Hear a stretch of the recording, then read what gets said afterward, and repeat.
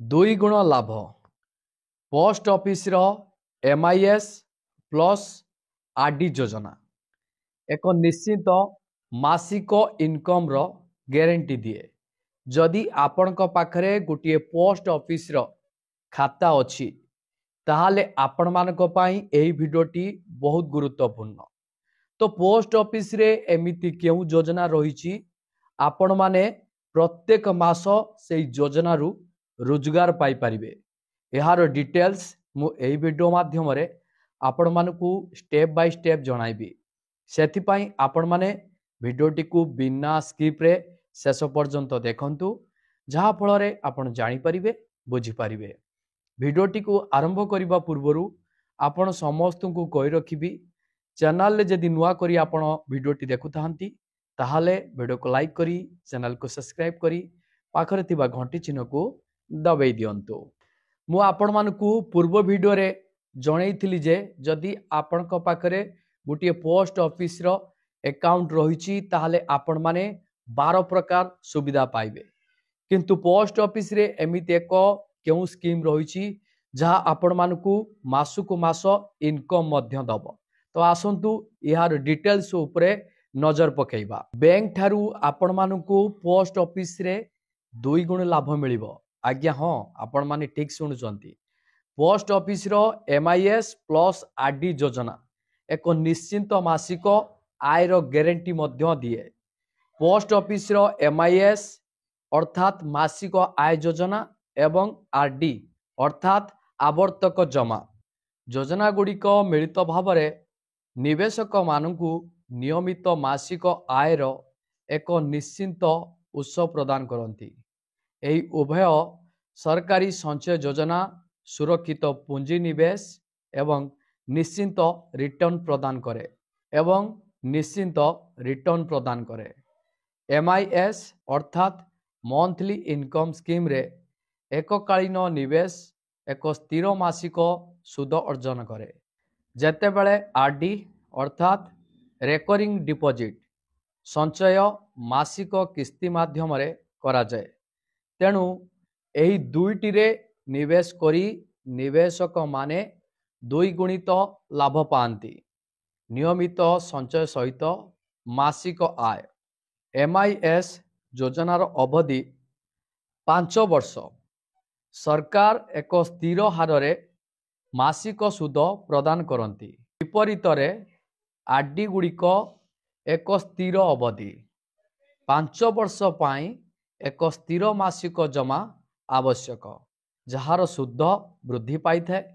उभय योजना सरकारी गारंटी द्वारा समर्थित एवं सुरक्षा प्रदान करे जहा अवसर प्राप्त व्यक्ति किंबा नियमित आय चाहूथिबा निवेशक पाई विशेष भावरे लाभदायक करिथाए। आसंतु जानिबा पोस्ट ऑफिस मासिक आय योजना अर्थात एमआईएस कौन। देखंतु एमआईएस हेउची पोस्ट ऑफिस द्वारा प्रदान करा जाइथिबा एक संचय योजना जहा निवेश मानकू एककालीन निवेश उपरे एक स्थिर मासिक सुद हार प्रदान करे। यार उद्देश्य हेउची नियमित मासिक आय प्रदान करिबा जहाकू पिला माने अवसर प्राप्त व्यक्ति किंबा पेंशन भोगी माने पसंद करती। एही योजनार अवधि 5 वर्ष। एमआईएस रे सर्वनिम्न निवेश परिमाण 1000 टंका एवं सर्वाधिक निवेश परिमाण 9 लाख पर्यंत होई पारे। एहाकू आपण माने एक व्यक्तिगत अकाउंट पाई व्यवहार करि परिबे। आसंतु जानिबा एमआईएस एप्रिल 2025 रु प्रति मासरे 7.4% सुद हार प्रदान करे। एही योजना रे जमा सरकार द्वारा समांतराल करा जाए जहा एहाकू एक अत्यंत सुरक्षित निवेश विकल्प करिथाए। सुद कर योग्य किंतु एही योजना आर्थिक स्थिरतार एक निर्भरयोग्य उत्स प्रदान करे। आसंतु जानिबा पोस्ट ऑफिस रो रेकरिंग डिपॉजिट अर्थात आरडी कौन।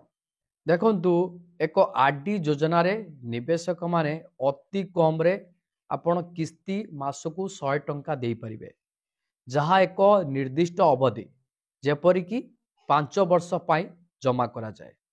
सुद चक्रवृद्धि होता है, अर्थात सुद उपरे सुद अर्जन करा जाए। आरडी योजना रे सर्वाधिक परिमाणर कौनसी सीमा नाही, जहाँ सेमानकु नियमित संचय पाई आदर्श करिथाए।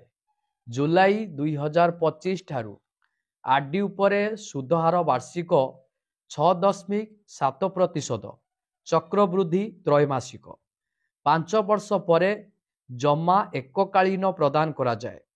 आरडी रे थिबा पांठी मध्य सरकारक द्वारा सुरक्षित, समय पूर्वरु टंका उठाण एवं ऋण विकल्प मध्य उपलब्ध। आसंतु जानिबा एमआईएस प्लस आरडी योजनारू आपण किपरि 2 गुण लाभ पाई परिबे। देखंतु एक एमआईएस एक स्थिर मासिक आय प्रदान करे, जहाँ परिवार खर्च पाई एक नियमित परिमाण प्रदान करे। एक आरडी रे संचय जमा हुए एवं समय सहित बढ़ी थाए।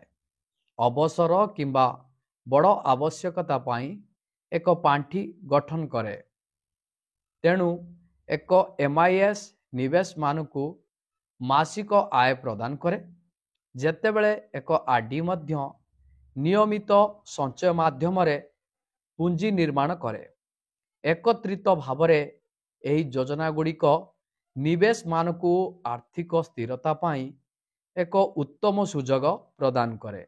आसंतु जानिबा एमआईएस एवं आरडी योजनार लाभ गुड़िक विषय रे एवं मने रखिबाकु थिबा जिंस गुड़िक विषय रे। प्रथम लाभटी आपण मानकर सरकारी ग्यारंटी। देखंतु उभय योजना रे निवेश सुरक्षित, कारण एगुड़िक भारत सरकार ग्यारंटी सहित आसी थाए। 2 नंबर लाभटी आपण मानकर नियमित आय।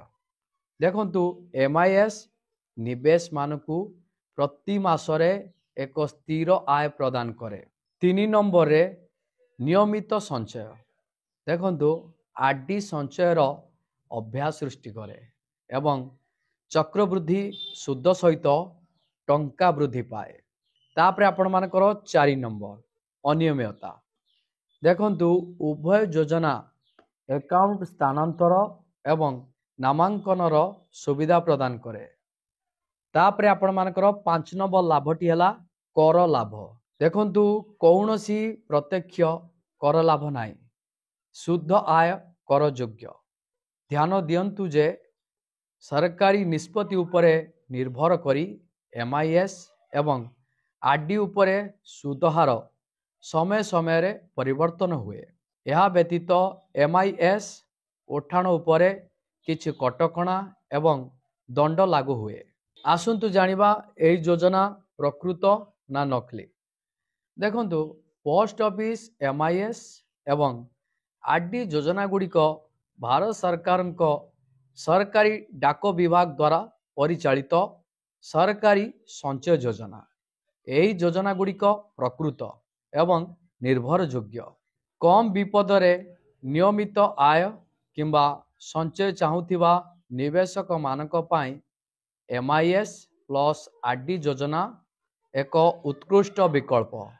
एही योजना गुड़िक विषय रे गुजब किंबा भूल सूचना सोशल मीडिया रे प्रसारित हेउथिले मध्य सरकार द्वारा आनुष्ठानिक भाव रे जारी करा जाइथिबा शुद्ध हार एवं नियम गुड़िक समय समय रे अपडेट होता है एवं एही योजना गुड़िक संपूर्ण वैध। तेणु एही योजना गुड़िक निवेश करने समय रे केवल कर्तृपक्षों द्वारा प्रकाशित सरकारी सूचना एवं पोस्ट ऑफिस वेबसाइट रे दिया जाइथिबा सूचना उपरे विश्वास करंतु।